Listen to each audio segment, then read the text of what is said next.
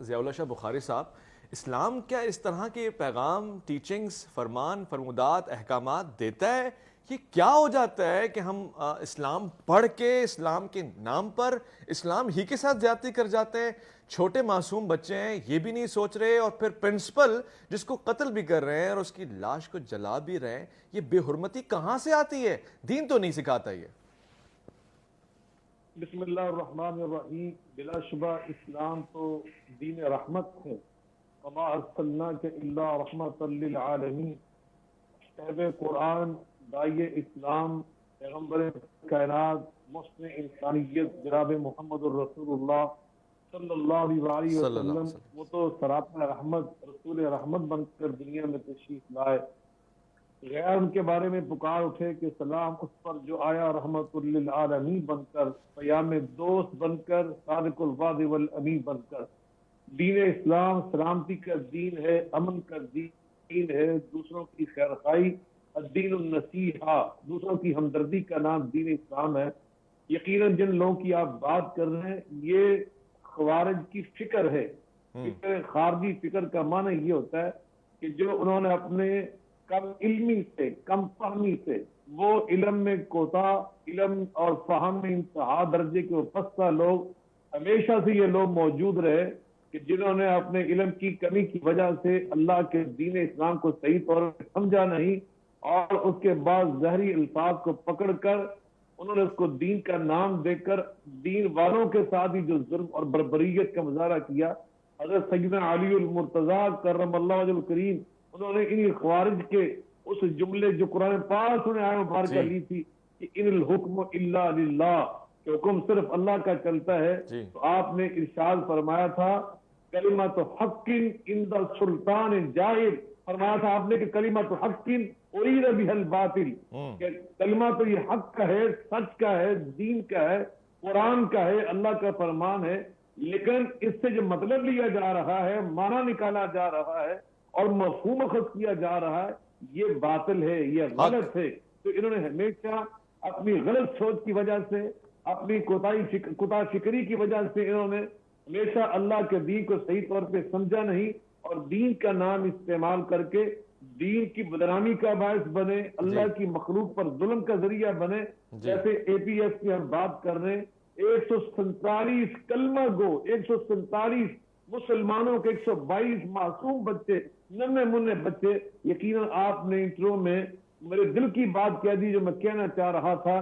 سیدنا علی مرزا کے پوتے حضرت علی اصغر، نبی پاک صلی اللہ علیہ وسلم کے خانوادہ کے معصوم پھول، اور کتنے وہ پیارے پھول جن کے ساتھ ظلم و ستم اور بربریت کی انتہا کی گئی۔ آج اسی تسلسل کو دوبارہ یہاں پر ہم نے دیکھا، 122 معصوم بچے، خوبصورت بچے، گلاب کے پھولوں جیسے بچے۔ میں کہتا ہوں ہمارے ان بچوں کے ساتھ جو گھر سے بستہ اٹھا کر، کتابیں اٹھا کر، نوٹ بک کو اٹھا کر، ماں سے مل کر باپ کی آنکھوں کے تارے بن کر وہ اسکول میں تعلیم حاصل کرنے آئے، جس علم کے بارے میں اللہ نے پہلی وحی نازل فرمائی غزوہ بدر کے موقع پر نبی کریم علیہ الصلوۃ والسلام نے قریشی جو ظالم وہاں پکڑے گئے تھے اس وقت، ان کی رہائی کے لیے آپ نے جن کے پاس پیسے اور فدیہ نہ تھا، فرمایا کہ تم 10 بچوں کو لکھنا پڑھنا سکھا دو۔ وہ علم جو بچے حاصل کرنے آئے ان کے ساتھ جو ان کے خون سے ہولی کھیلی گئی، میں سمجھتا ہوں اسلام کے ساتھ اس کو منسوخ کرنا نبی پر یہ تو بہت بڑا ظلم ہے۔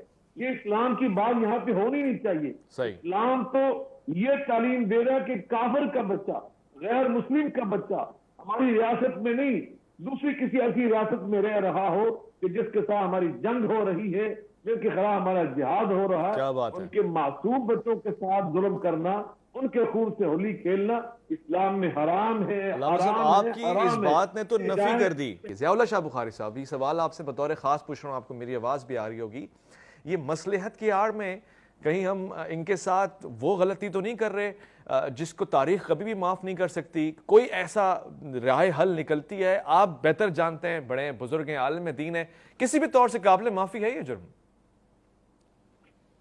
بلا شبہ ربانی بھائی اللہ کو سلامت رکھے، یہ جو لوگ تھے مجرم، ظالم، سفاک، جنہوں نے اتنا گناہ کام کیا ہے، میں یہ سمجھتا ہوں چونکہ جس سے میں نے پہلے عرض کیا تھا یہ خارجی فکر کے لوگ تھے، اور خارجی فکر یہ فکر کی آوارگی کا نام ہے. جو فکری طور پہ آوارہ لوگ ہوتے ہیں وہ بعض اوقات بعض مقاصد کے لیے اکٹھے تو ہو جاتے ہیں، لیکن ان سب کی فکر آوارہ ہونے کی وجہ سے بعض اوقات آپس میں بھی منتشر ہوتی ہے. وہ فکری انتشار کا شکار لوگ ہوتے ہیں، اس طرح کے گروہ بن جاتے ہیں. تو یہ جو لوگ تھے ان میں سے جو 6 بہت ہی کوئی زیادہ میں سمجھتا ہوں انتہا درجے کے سفال تھے اور انتہا درجے کے ظالم لوگ تھے اور فکری طور پر سب سے زیادہ آوارہ تھے. انہوں نے آ کر اس پہ اٹیک کیا اور اللہ کے فضل و کرم سے ہمارے سیکورٹی فورسز کے نوجوانوں نے ان سب کو گرفتار کیا. ان میں سے ایک وہاں پہ اپنے انجام کو پہنچا اور باقی 5 کو ہماری عدالتوں نے فوری طور پہ 2015 میں اور 2017 میں ان سب کو ان کے انجام تک پہنچا دیا. میں یہ سمجھتا ہوں کہ الحمدللہ ان میں سے تو کوئی ایک بندہ بھی دنیا میں باقی نہیں رہا. وہ اپنے اس کیفر کردار تک پہنچا دیے گئے جس کے وہ مستحق تھے. باقی وہ جو ایک گروہ ہوتے ہیں بعض اوقات میں سمجھتا ہوں کہ وہ چونکہ فکری آوارہ قسم کے یعنی فکری آوارگی کے لوگ تھے تو اس طرح کے لوگوں میں بعض اوقات یعنی مختلف قسم کے لوگ شامل ہو جاتے ہیں. تو بعض وہ دنیا سے الحمدللہ وہ گروہ ختم ہو گئے ہیں کیونکہ ہمارے ان معصوم بچوں کے اس میں سمجھتا ہوں مبارک خون سے میں سمجھتا ہوں یہ اللہ کے فضل سے پاکستان کے اندر ایک بہت بڑی ایک یو ٹرن کی کیفیت آئی کہ اس وقت پھر ہمارا نیشنل ایکشن پلان وہ تشکیل پایا گیا. پھر اسی کے بعد یہ اتنا ایک مضبوط اور متفقہ بیانیہ پیغام پاکستان کے نام سے سامنے آیا. ہمارے صدر سے جس کے اجرا کیا گیا تمام کاتب فکر کی قائدین نے اور زعماء نے اس پر سائن کیے. سب نے مل کے کہا کہ یہاں فرقہ واریت کی کوئی گنجائش نہیں یا انتہا پسندی کی کوئی گنجائش نہیں، دہشت گردی کی کوئی گنجائش نہیں. سب نے اس پہ سائن کیے اور سب نے الحمدللہ میں متفقہ بیانیہ کی نعمت کی شکل ہے. میں سمجھتا ہوں اللہ کا ایک بہت بڑا انعام ہے. مختلف ممالک کے اندر میں گیا ہوں اس پیغام کو لے کر اور وہاں سے لوگوں نے یہ مطالبہ کیا، وہاں کے ذمہ داروں نے مطالبہ کیا کہ اس طرح کا جو پیغام ہے یہ تو پوری امت مسلمہ کے لیے ہر ملک کے اندر ہر مسلمان ریاست کے اندر اس کو ہمیں اس کو فالو کرنا چاہیے. تو میں یہ سمجھتا ہوں یہ اے پی ایس کے جو معصوم بچے تھے وہ بے گناہ بچے تھے، ہمارے پھول تھے. یہ ان کے مقدس اور ان کے مبارک لہو کی یہ برکت ہے کہ الحمدللہ آج پاکستان کے اندر وہ دہشت گردی بالکل ختم ہو چکی ہے، وہ اپنے جان کو پہنچ چکی ہے، دہشت گردوں کی کمر ٹوٹ چکی ہے. ان کے جو گروہ تھے وہ سب پاکستان سے الحمدللہ ختم ہو چکے. اس وقت پاکستان اللہ کے فضل و کرم سے پرامن انداز میں مستحکم انداز میں استقرار کے ساتھ آگے بڑھ رہا ہے اور انشاءاللہ ہمارا یہ سفر جاری اور ساری رہے گا. اس موقع پر میں سچی بات ہے اپنے سیکورٹی فورسز کے نوجوانوں کو جو کہ گہرائیوں سے خراج تحسین پیش کرنا چاہتا ہوں کہ جنہیں ہمیشہ جہاں بکف ہو کر سر بکف ہو کر اور اپنی جانیں ہتھیلی پہ رکھ کر انہوں نے پاکستان کی سلامتی کے لیے وطن عزیز کے استحکام کے لیے حتیٰ کہ اندرونی محاذ کے اندر بھی انہوں نے انتہا درجے قربانیاں پیش کی ہیں.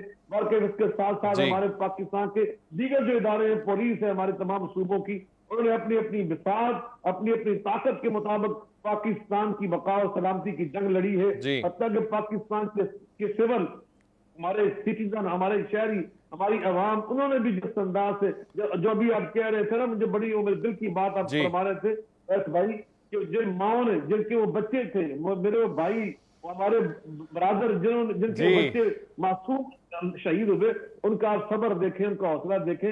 حرف شکایت کسی نے سنا ان کی زبان سے؟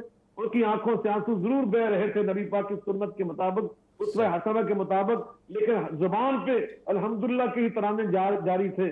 وہ زبان سے اللہ کا شکریہ ادا کر رہے تھے. اس کے باوجود پاکستان سے اپنی والہانہ محبت، عقیدت اور تعلق اور اپنے رابطے کا اظہار کر رہے تھے اور پیغام دے رہے تھے کہ انشاءاللہ الرحمن بالکل سچ فرما رہے ہیں. حقیقتاً ایسا ہی ہے. ضیاء اللہ شاہ بخاری صاحب جو کیفیت ہے وہ